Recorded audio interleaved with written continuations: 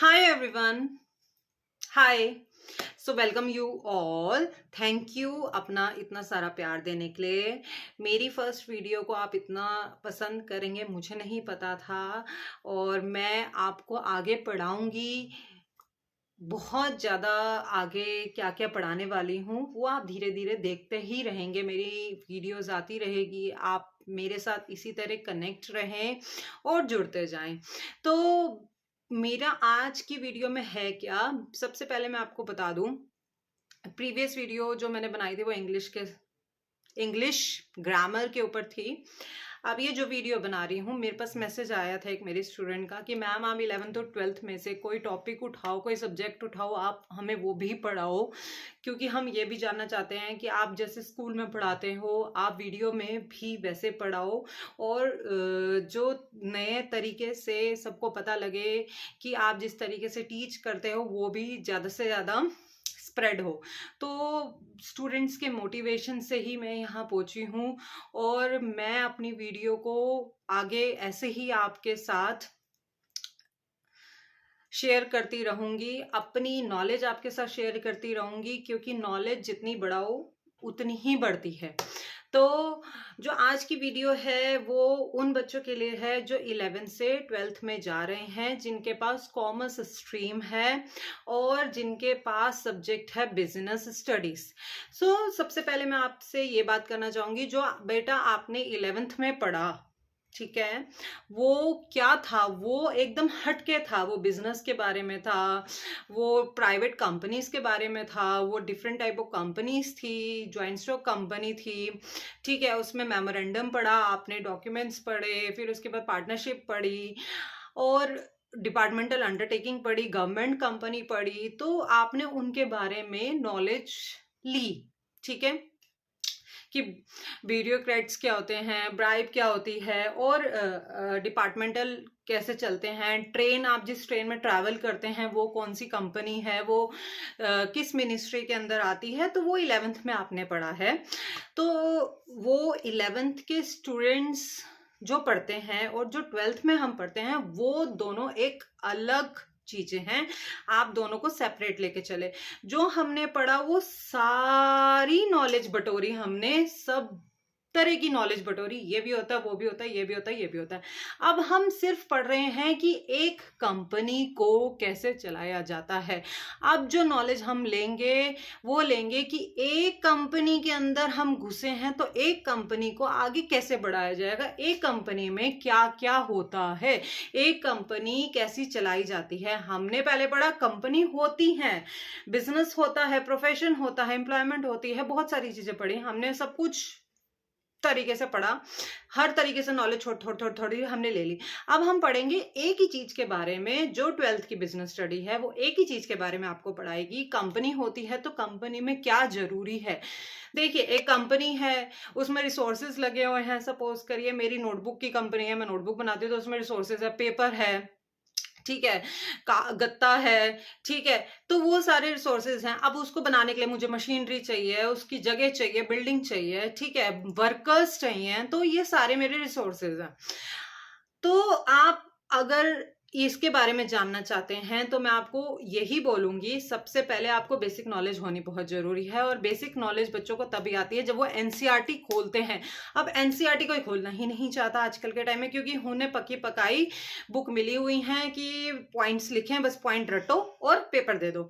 फिर जब पेपर देते हैं बिजनेस स्टडीज का, उसमें तो आ गई केस स्टडी, जो हमने पढ़ी ही नहीं थी, हट के आई केस स्टडी। हमने करा क्या, हमें समझ ही नहीं आया, हमने पढ़ा क्या, हमें समझ ही नहीं आया।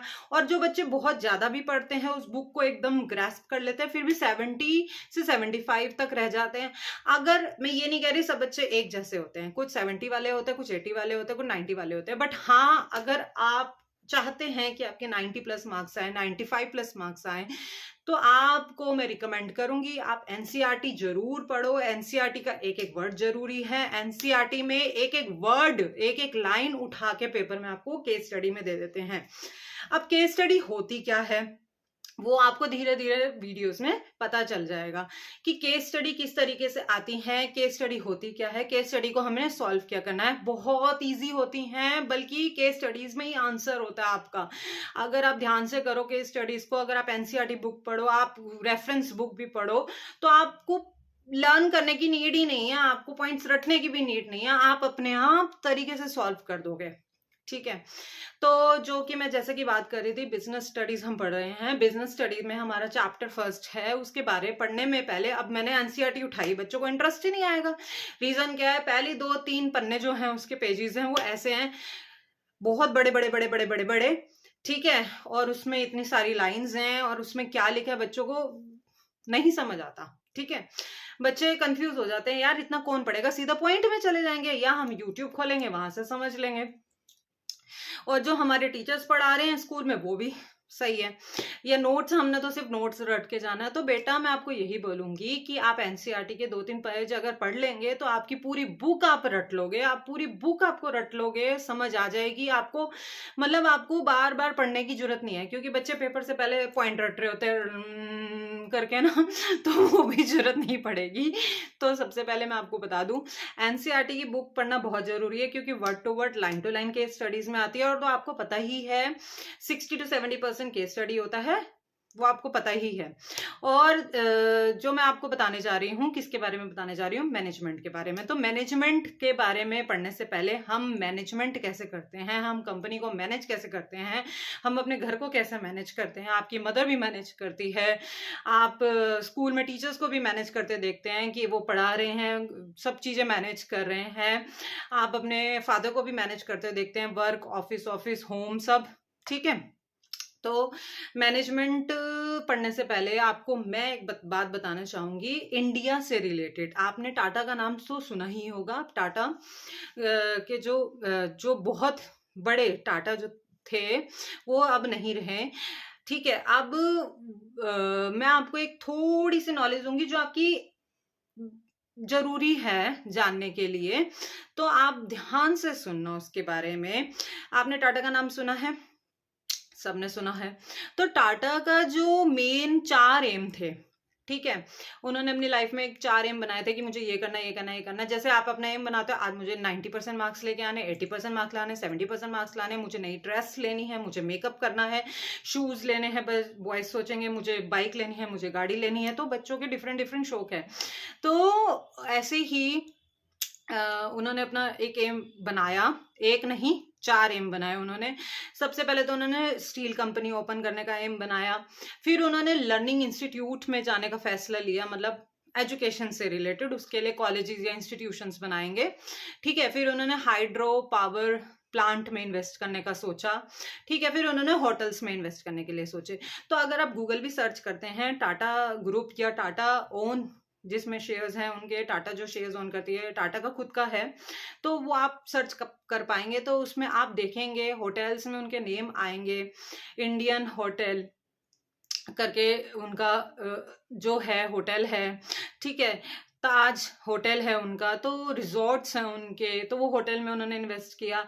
अब मुंबई में उनका कॉलेज है सोशल साइंस का, तो वो उन्होंने लर्निंग इंस्टीट्यूट में उन्होंने एजुकेशन में इन्वेस्ट किया। फिर उन्होंने हाइड्रो पावर इलेक्ट्रिक प्लांट में इन्वेस्ट किया। उनका अपना लिमिटेड कंपनी है hydro power electric plant limited. ठीक है, और टाटा स्टील तो आप जानते ही हैं। तो उनका जो मेन पर्पस था, उनका मेन पर्पस ये था लाइफ में इन 4 एम को फुलफिल करना। अब उन्होंने 4 एम फुलफिल तो कर लिए, चलो मैंने आज इन्वेस्ट किया, कंपनी बना दी, हो गया मेरा काम खत्म, वो नहीं होता है। उन्होंने सोचा कि मैंने कंपनी बनाई है, अब कंपनी चलेगी कैसे, कंपनी के रिसोर्सेज ज्यादा से ज्यादा आएंगे कैसे। तो उन्होंने जो मेन चीज सोची कि कंपनी के अंदर जो लोग हैं, यानी जो उसके अंदर काम कर रहे हैं, वर्कर्स हैं, उनमें जो एम्प्लॉयज हैं, लेबर्स हैं, जिनको हम बोलते हैं मजदूर जो हैं, उनको कैसे वो खुश रखें। तो उन्होंने उनके लिए स्कीम्स निकाली हैं, प्रोविडेंट फंड है, ग्रेजुटी है, बहुत फ्रेंडली एनवायरनमेंट देना, क्लीनिनेस में काम करना, अच्छी सैलरीज देना, आगे बोनस भी देना, बहुत सारी चीजें उन्होंने सोची। क्यों सोची? क्योंकि उन्होंने सोचा वर्कर के लिए, पीपल के लिए, उन्होंने सोचा इंसान के लिए, लोगों के लिए। तो इसी हिसाब से मैं आपको समझाऊंगी कि हम अपनी कंपनी तो बना लेते हैं, बट हमें ये सोचना चाहिए कि जो उस कंपनी में काम कर रहा है वो खुश है या नहीं है। अगर वो खुश नहीं होता तो वो कंपनी कभी आगे ग्रो ही नहीं कर पाती, वो हमेशा चलती तो रहती है, चलती रहेगी वो कंपनी, क्योंकि लोग नए जुड़ेंगे, उनको पास्ट नहीं पता, प्रीवियस नॉलेज नहीं है उस कंपनी की, बट वो जब जुड़ेंगे उसके बाद वो खुश नहीं रहेंगे उस कंपनी से। तो हमें अपनी कंपनी में रिसोर्सेज तो लगाने हैं, बिल्डिंग बनानी है, ज़्यादा से ज़्यादा उसमें इन्वेस्ट भी करना है और बहुत सारी चीज़ें करनी है। सपोज करो मैंने आज एक स्कूल ओपन किया, मैंने स्कूल तो ओपन कर लिया, बच्चे बहुत सारे एडमिशन लेके आ रहे हैं इतने सारे, बट मेरे पास टीचर्स ही अवेलेबल नहीं है पढ़ाने के लिए, और टीचर्स अगर अवेलेबल हैं तो अच्छे टीचर्स अवेलेबल नहीं है, तो इससे क्या होता है, स्कूल की वैल्यू खराब होगी। तो कहने का मतलब ये है कि मैनेजमेंट जो है ना वो सिर्फ एक ही तक सीमित नहीं है कि कंपनी बनानी है तो मुझे, मेरी नोटबुक की कंपनी है, स्टेशनरी की कंपनी है, कंपनी बनानी है तो किसी भी तरह की भी हो सकती है, एजुकेशन से भी रिलेटेड हो सकती है, किसी से भी रिलेटेड हो सकती है, चाहे वो हॉस्पिटल हो, चाहे वो नॉन प्रॉफिट ऑर्गेनाइजेशन हो, इवन वो भी तो मैनेज होता ही है, वो प्रॉफिट के लिए नहीं है बट फिर भी वो मैनेज तो कर ही रहा है ना कोई। तो हमने जो इसमें पढ़ना है वो मैनेजमेंट के बारे में ही सीखना है। तो हमने टाटा के बारे में तो पढ़ा ही है, तो टाटा के बारे में हमने जान भी लिया कि उन्होंने इंडिया के लिए बहुत किया। उन्होंने 1910 में हाइड्रो पावर, फर्स्ट ऐसी कंपनी थी जो हाइड्रो पावर इलेक्ट्रिक सप्लाई करी, जिसने 1910 यानी इस साल उन्होंने फर्स्ट उन्होंने किया, फर्स्टली उन्होंने बिल्ड किया ये हाइड्रो इलेक्ट्रिक पावर प्लांट को। तो ये जो उनका हमारी इंडिया के लिए जो उन्होंने किया है बहुत बड़ी बात है, बहुत बड़ी बात है इंडिया के लिए उनका करना। तो ये छोटी छोटी चीजें जो हैं इंडिया को आगे इकोनॉमिक ग्रोथ पे लेके आई और लोगों का लिविंग स्टैंडर्ड हाई किया, क्योंकि उन्होंने जितनी ज्यादा टेक्नोलॉजिकल एडवांसमेंट करी तो उतनी ही उन्होंने क्या निकाली, एम्प्लॉयमेंट अपॉर्चुनिटीज भी निकाली। तो एम्प्लॉयमेंट अपॉर्चुनिटीज हो या रिसोर्सेज हो या वर्कर्स को खुश करना हो या फ्रेंडली एनवायरनमेंट देना हो, किसी भी तरह का ऑब्जेक्टिव फुलफिल करना हो, तो उन्होंने इंडिया के लिए वो किया है। तो ये तो रही टाटा के बारे में बातें।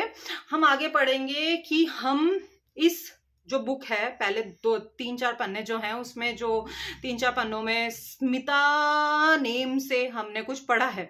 तो स्मिता के बारे में पूरा एक केस स्टडी दे रखी है। तो स्मिता है कौन भाई, स्मिता कौन है बताओ। स्मिता एक लेडी है जिसकी नॉलेज बहुत थी, जिसके पास क्या बनाने की, क्रिएटिव कैंडल्स बनाने की। कैंडल्स आप देखते हैं ना कि वैक्स की कैंडल बनी होती है, कैंडल्स घर में खुशबू वाली भी रखने का शौक है सबको, मतलब तरह तरह की कैंडल वो डेकोरेट करती थी।